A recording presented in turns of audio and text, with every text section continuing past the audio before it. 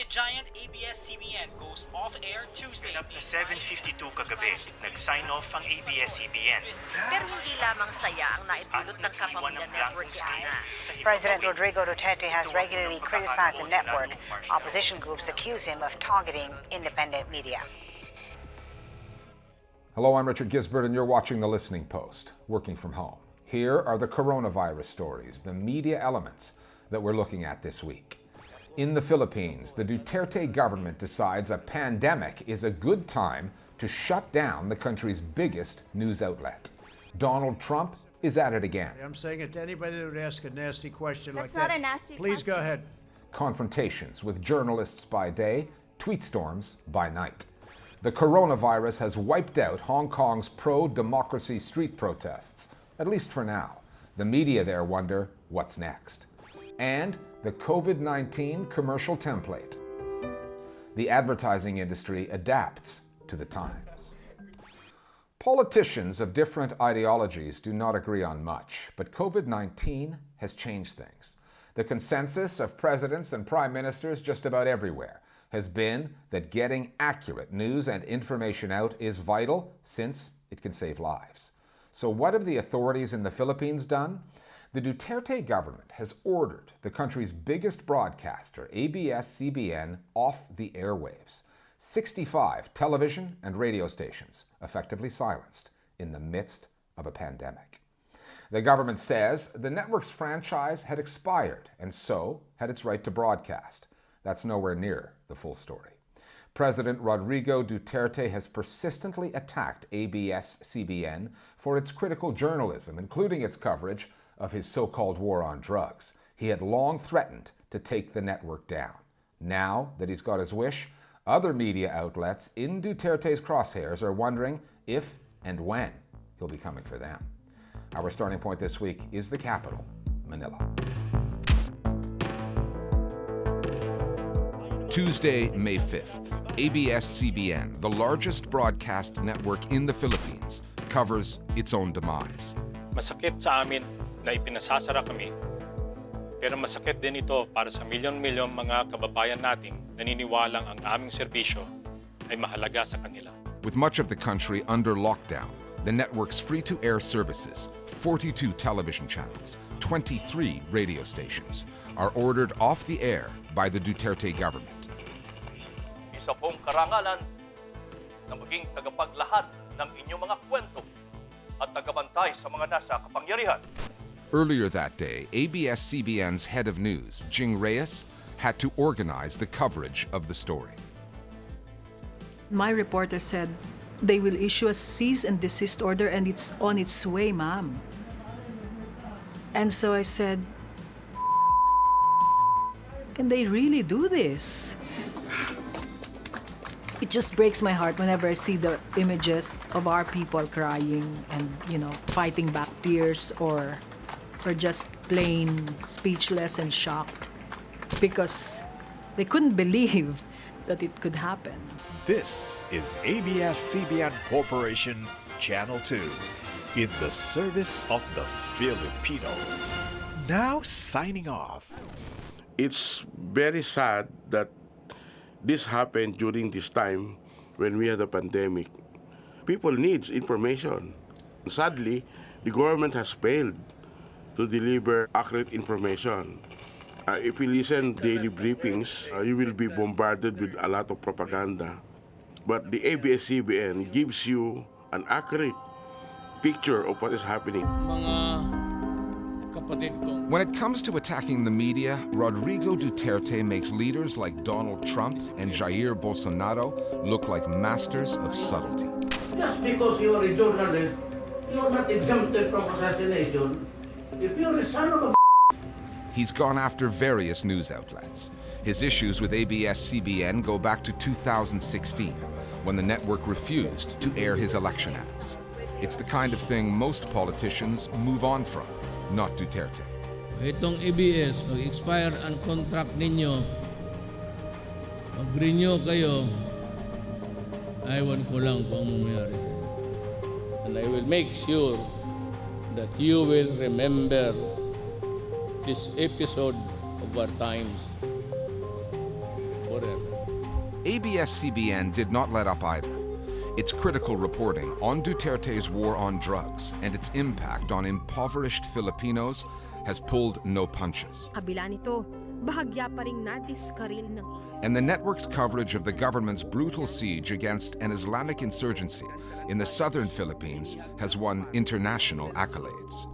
Duterte, who loves to talk tough and appear macho, didn't send police or security forces in to shut down ABS-CBN. He relied on a compliant Congress, which simply allowed the deadline for renewing the network's license to pass. Death by legislative default. This is really the problem with our democracy here in the Philippines. We are supposed to have 3 independent bodies of government.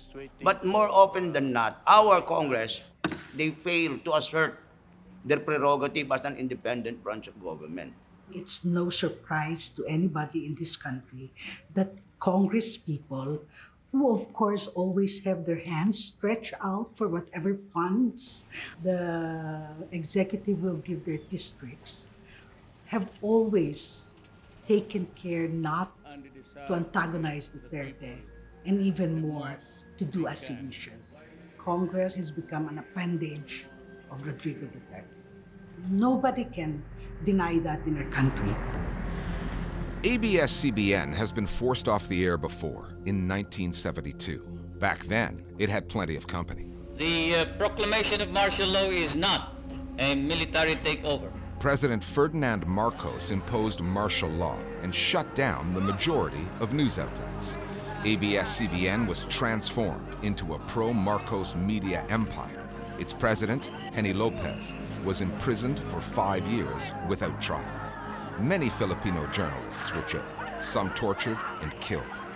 When Marcos was overthrown in 1986, rebel soldiers took back ABS-CBN, restoring the Lopez family's ownership.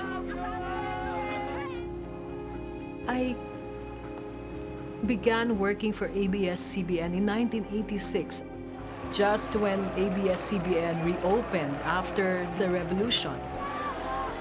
Everyone wanted to be a journalist because of our newfound freedom. Filipinos fought hard for those freedoms to be restored, and I get to see this happen again. It's just very, very sad. It's impossible to silence completely ABS-CBN because in 1972, there was no social media. There was no internet. So it was easy to muzzle the press. Now, the social media presence of ABS-CBN is also big. But now, the only problem is the penetration rate is still very low in the Philippines. And our internet service is very poor. Just 1/2 of the Filipinos have actual access to digital media. Too many are poor. Every minute of digital media, costs for the Filipino, even if the world thinks we're the most social media crazy nation on earth, it's not enough.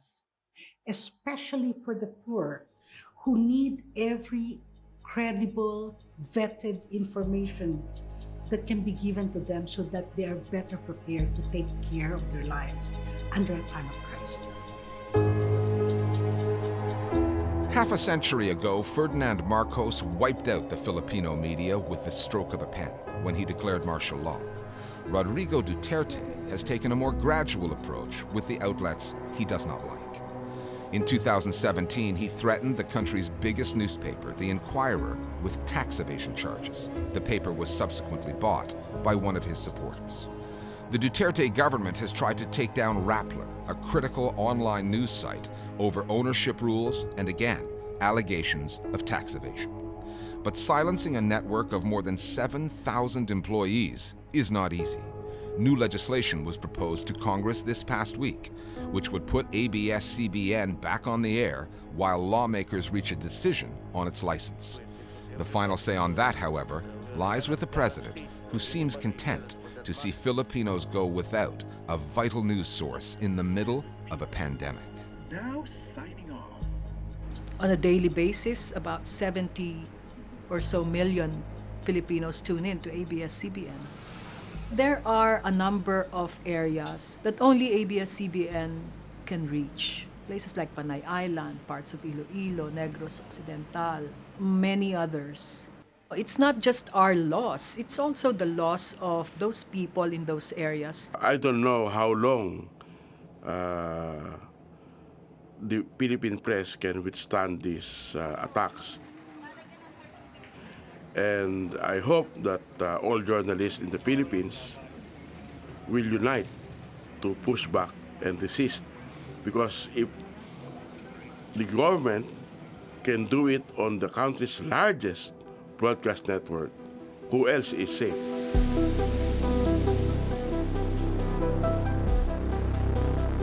And yet, while we protest it, while we push against these efforts to silence media, we also want to show that, hey, we've been here before. These people and our media triumphed over one dictator. We are not going to allow another to kill democracy and free expression again.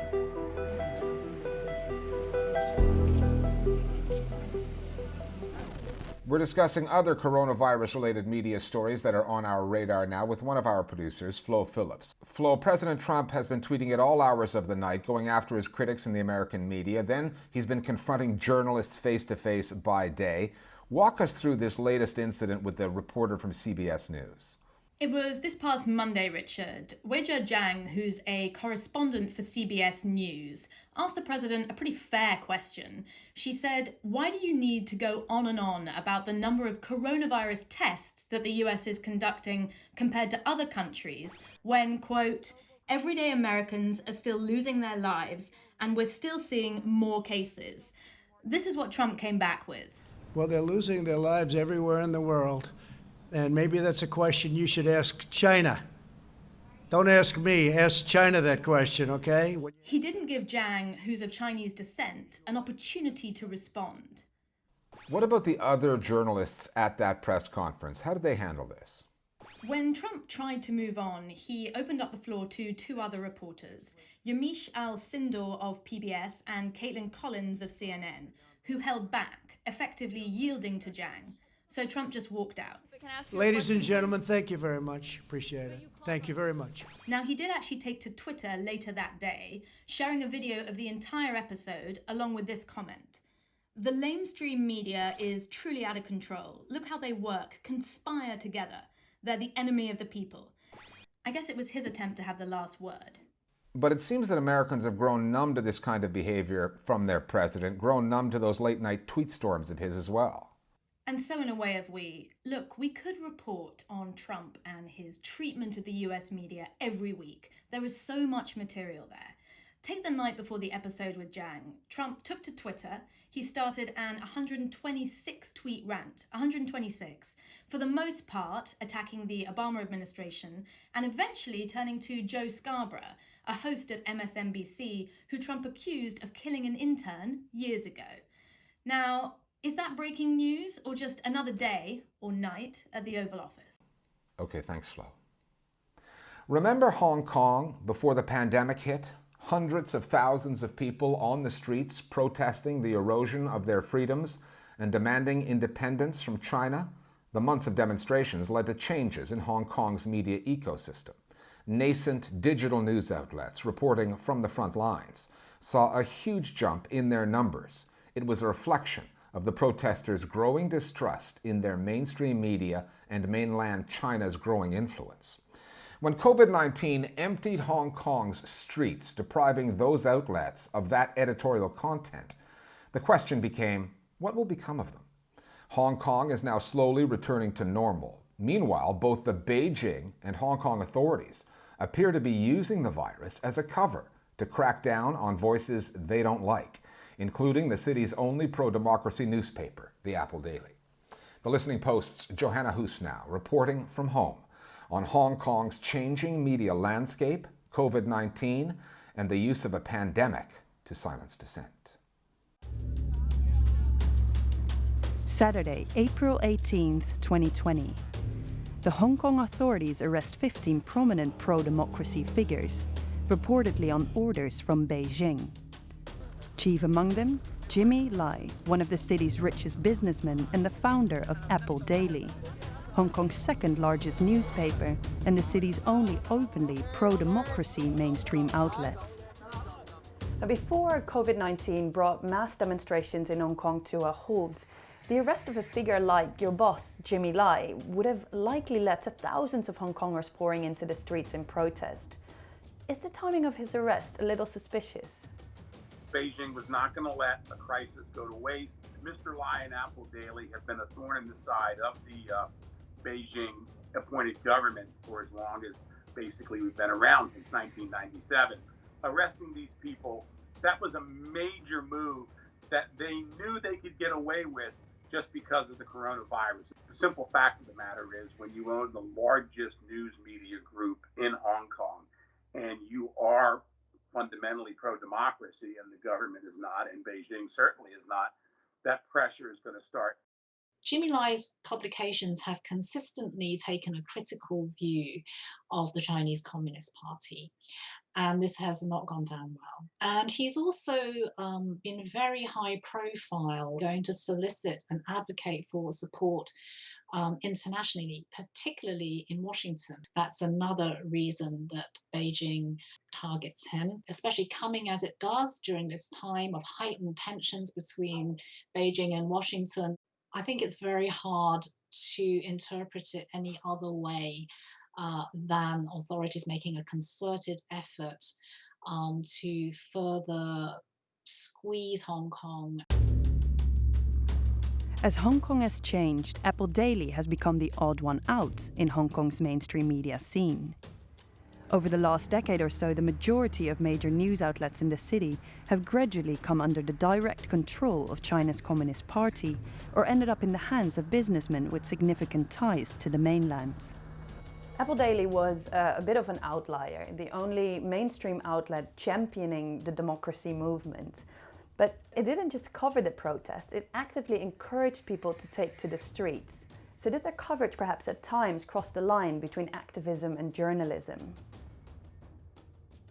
Well, the pro-democracy Apple Daily is the last pro-democracy newspaper in Hong Kong. It is still very much a tabloid. It's advocacy journalism, if you will, and it's very much on the side of protesters.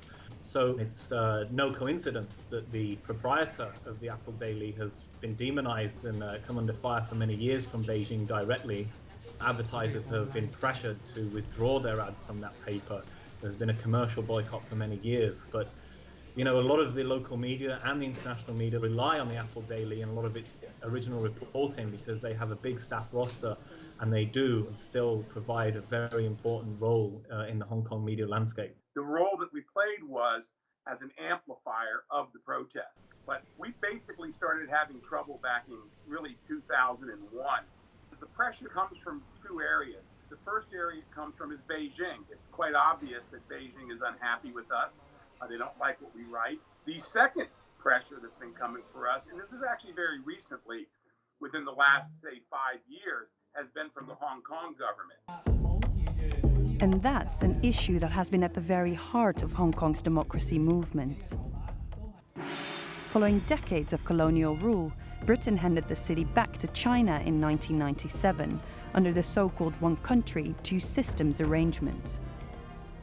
Hong Kong was granted a level of autonomy, but that independence is quickly eroding, with Beijing increasingly calling the shots in the city. That concern has formed the basis of Apple Daily's coverage, and in a way, the 2019 protests couldn't have come at a better time for the paper, which had long been losing money. On protest days, it saw its page views double and its stocks skyrocketed.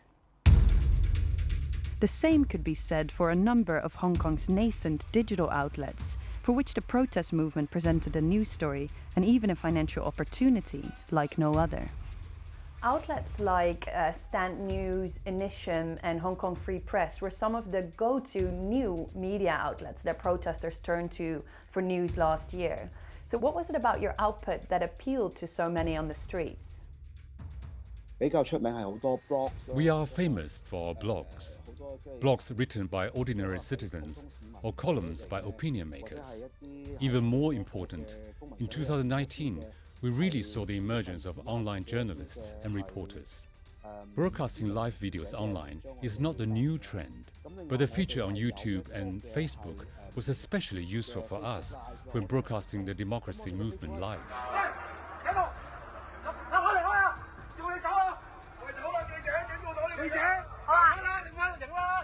It allowed us to film Hong Kong policemen to document their actions and behaviors on the front line. As Stand News, we explicitly stated our support for the freedom of democracy.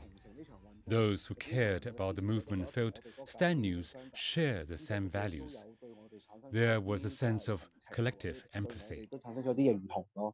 People really saw that the independent and newer outfits were the ones that were showing what was really happening on the front lines, and they didn't feel that they were compromised in the same way that they perceived the mainstream media to be. So there was a real support for these outlets. People would follow their live streams and leave messages referring to individual journalists, commending them, encouraging them. And this also translated into a lot of financial support. I spoke to a journalist from Stand News who told me that at the height of the protest, they were receiving, hundreds and thousands of cards from well-wishers, and inserted into these cards were checks and sometimes even cash. COVID-19 emptied streets once jammed with demonstrators. This past week, there were signs protesters are keen to return, despite the pandemic restrictions. But for now, the numbers are nowhere near what they were in 2019. And for outlets like Stand News, which found its voice, perhaps its raison d'être, in the movement, months of empty streets meant fewer clicks and fewer contributions. For Stand News, the entire movement presented such a change. We had a significant increase in donations, so we were able to buy so many more resources, more advanced equipment, and our team grew from 10 to 30. But the pandemic has affected the economy. A lot of our readers who previously sponsored us are newly unemployed. Plus, we have seen fewer conflicts on the streets, fewer demonstrations, so we have fewer live broadcasts, and people have less interest in our platform. We continue to focus on reporting politics, the pandemic, police abuse, and the pressure from Beijing and the Hong Kong government. And the public are still interested. But of course, our resources have been affected. I would not wish upon a city anything like what happened last year, but at the same time, it has given some new opportunities to media, and our readership went from about 1 million a month to 5 million page views, and our monthly donors increased from about 100 to over 700. That really gave us some security and stability and a bit of a war chest to survive into now the COVID-19 crisis, when things are getting tougher for media. With COVID restrictions beginning to ease, life in Hong Kong is slowly returning to normal. But the protesters and the journalists know Beijing and the Hong Kong authorities saw an opportunity in this pandemic and took it. And their assault on Hong Kong's autonomy and freedoms may in the end prove far more deadly to the press than the virus. And finally, the pandemic, its impact on commerce, and the advertisers that are trying to adapt. With so many consumers locked down and a recession looming, all kinds of companies are scrambling to get your attention. The devices that they're using in their commercials, the soft piano chords, the images of families, the pithy messages of solidarity, are remarkably similar in ad after ad after ad. The following compilation captures that. It lays the formula bare. You get the feeling that a lot of big companies have all hired the same advertising agency. It's a clear case of buyer beware. We'll see you next time here at The Listening Post.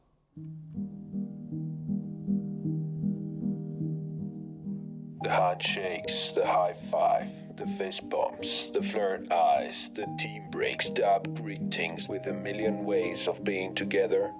Now it's staying apart that brings us closer than ever.